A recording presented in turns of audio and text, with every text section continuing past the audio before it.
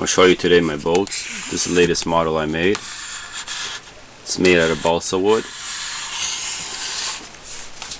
Put a girl name on that. Girlfriend's name. As you can see, the bottom is shaped weird. I shaped it like that because I had an inner tube which was wrapped around it, and I was sitting on that like so.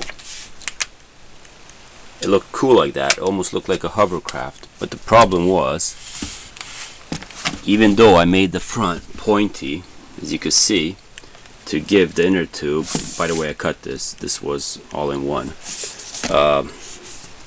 even though it was a little bit shaped like an egg, still in the water it didn't want to go. It was like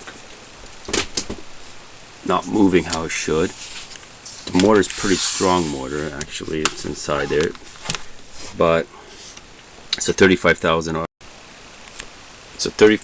RPM motor. It's brushed. It's not brushless. With a brushless, I'm 100% it would have given that power for it to move how it should. But even with this motor, since it is a short boat, it always was going down.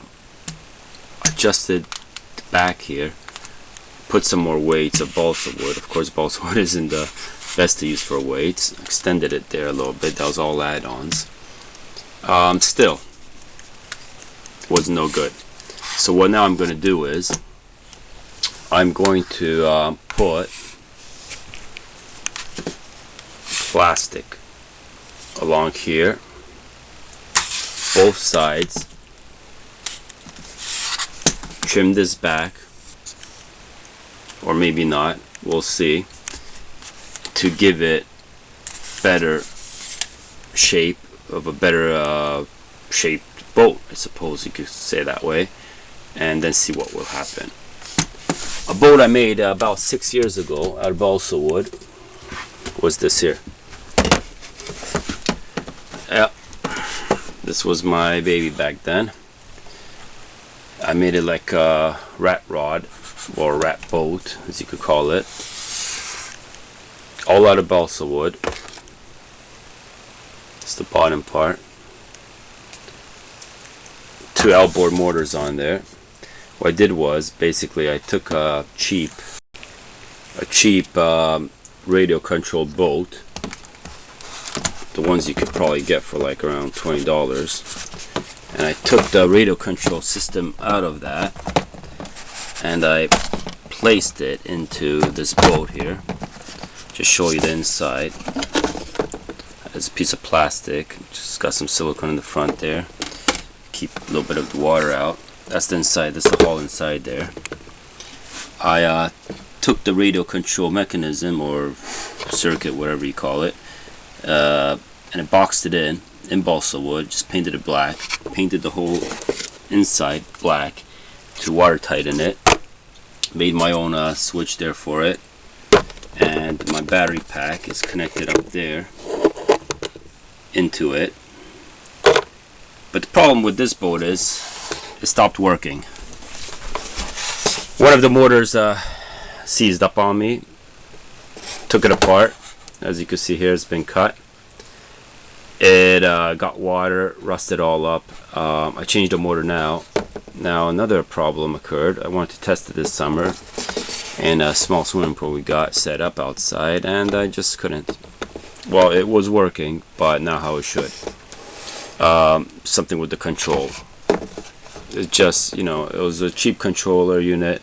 Now I'm thinking about still putting a normal radio control unit into this boat, as the one I have inside this boat.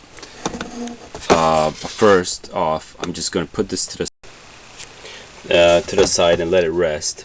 And one day I will get back to it and put a normal radio control system in it and change these outboard motors and put my own outboard motors in and get it to actually perform how it should, because I think it's a good looking boat.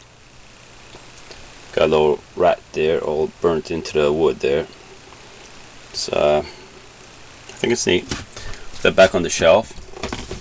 This boat here, inside, it's totally different. It's a normal setup. The ones you get in the radio controlled 1/10 scale cars. Got the antenna there, got my switch there, got my Tamiya connection there, got speed controller in there,